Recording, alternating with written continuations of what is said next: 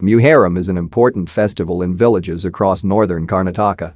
The celebrations are mainly led by Hindus, and the event is marked even in villages that have no Muslim residents.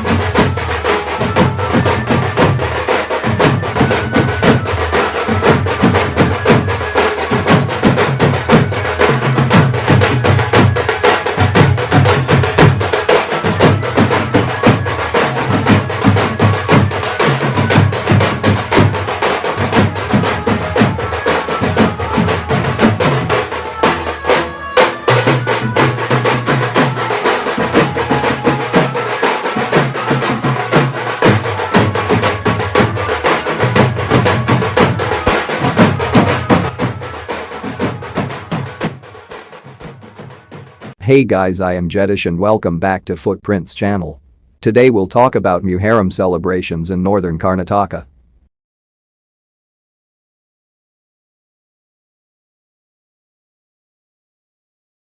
It was almost midnight on the 9th day of Muharram, the first month in the Islamic calendar, which fell on September 9th. But the residents of Gosabalu village in Siriguppa taluk of Ballari district in Karntaka had not gone to sleep. Along with people from neighbouring villages, they gathered around the squat dargah of Mehboob Subhani, which was freshly painted white for Muharram. The rivayat, a ballad of the Battle of Karbala, singers of gosabalu led by local peoples, Eranna and Usman, all in their 60s, stood in the courtyard of the dargah. The mystical songs they rendered in Kannada. The rivayat singers wound up after singing 65 songs. The action then shifted to a large bonfire kindled by neem tinder arranged in a pit dug near the dargah. Some 300 men danced in a frenzy around the bonfire, in step with the furious beating of drums by 50 drummers dressed uniformly. The dancers carried cheap replicas of medieval period weapons which they swung with abandon. Men, women and children sat on mats laid on the ground, prepared for the long night that lay ahead. Muslims constitute around 10% of Gosabalu and Siriguppa population. Muharram is the most important Uru Haba, or village festival, of Gosabalu, and Hindus observe it with more fervor than Muslims. All other festivals are secondary to the marking of the first 10 days of Muharram. For instance, this year, Ganesh Chaturthi was not celebrated in the village.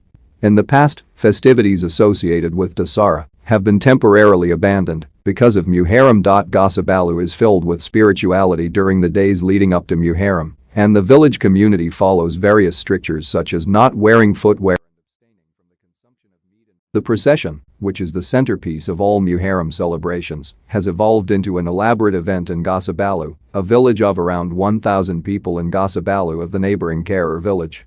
On the 10th day of Muharram, the alams of Hussain and Hasan are brought from separate parts of the town to a large ground next to the fort of Karnataka. The 10-day celebrations of Gosabalu attract thousands of visitors from the neighbouring villages and town, and the events lead up to the finale, the Milan union of Hasan and Hussain.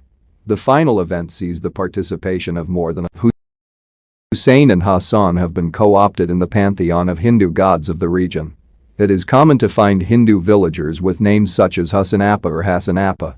Thus, it is limiting to call the Muharram celebration a merely syncretic practice, as its historical evolution demonstrates that it has been adopted and owned by Hindus, producing something novel in its cultural and religious journey. Shias mourned the death of Hasan and Hussain in a profound manner and have kept the memory of Hussein's martyrdom alive. They dress in black and take out processions on the 10th day of Muharram, called Ashura, and men often flagellate and wantonly injure themselves. Sunni Muslims, particularly those in South Asia, take out processions on the first 10 days of Muharram, but do not inflict any bodily injuries on themselves. Puritan Sunni theologians frown on this practice as it is not sanctioned by. The origins of observing Muharram lie in 7th century Arabia. It is fascinating that this event, primarily identified as a ritual of mourning by Shia Muslims the world over, has transmutated into the most important festival in the Deccan.